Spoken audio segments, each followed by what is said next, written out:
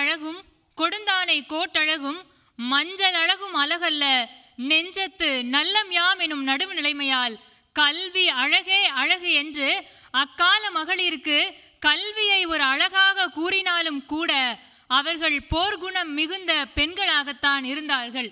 அதற்கு சான்றாகத்தான் முல்லைப்பாட்டிலே நப்பூதனார் போர் பாசறையில் இருந்த பெண்கள் பாசறையில் பாவை விளக்கினை ஏற்றியதாகவும் தங்களுடைய இடையிலே இரவையும் பகலாக்கும் அளவிற்கு ஒளி பொருந்திய வாளினை அணிந்திருந்ததாகவும் தின்பிடி ஒல்வால் உறவு வரி கச்சில் பூண்ட மங்கையர் என்று அக்கால மகளிரினுடைய போர்க்குணத்தை மிகுத்து சொல்லியிருக்கிறது.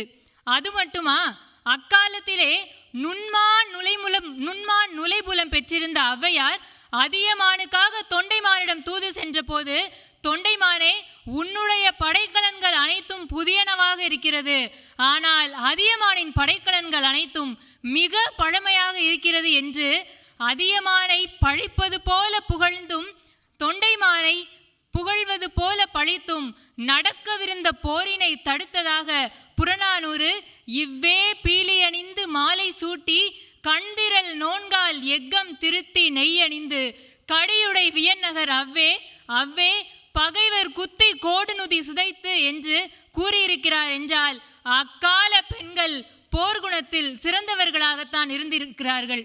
முன்னீர் வழக்கம் மகடுவோடு இல்லை என்று தொல்காப்பியர் கூறியிருந்தாலும் கூட அக்கால பெண்கள் மனை உரை மகளிராக மட்டுமல்லாது போர்க்களத்தில் இறங்கி போரினை செய்யும் அளவிற்கு வீரம் மிகுந்த பெண்களாகத்தான் இருக்கிறார்கள். அதனால்தான் தொல்காப்பியர் பெண்ணிற்கே உரிய இலக்கணமாக அச்சமும் நாணமும் மடனும் பெண்பால் குறிய என்ப என்று கூறியிருந்தாலும் அச்சம் தவிர்த்த பெண்களாக போர்க்களத்தில் அன்று நின்றார்கள் என்று முல்லைப்பாட்டிலே நப்பூதனார் கூறியுள்ளார்.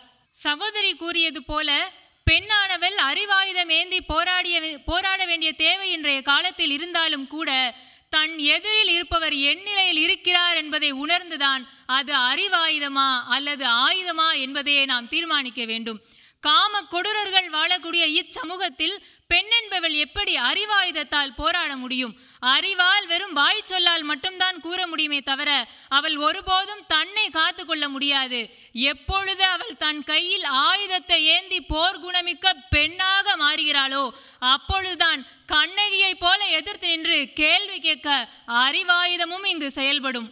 வீட்டில் கணவரை ஒவ்வொரு நாளும் அவர்கள் போர்க்களத்திற்கு அனுப்பும் பொழுதும் கூட மாலை பொழுது என்கிற ஒரு துன்பம் வருமே, அப்பொழுதும் கூட அவர்கள் போர்க்களத்தில் இருந்தது போலதான் வீட்டிலும் இருந்திருக்கிறார்கள் துன்பத்தை அனுபவித்து கொண்டு.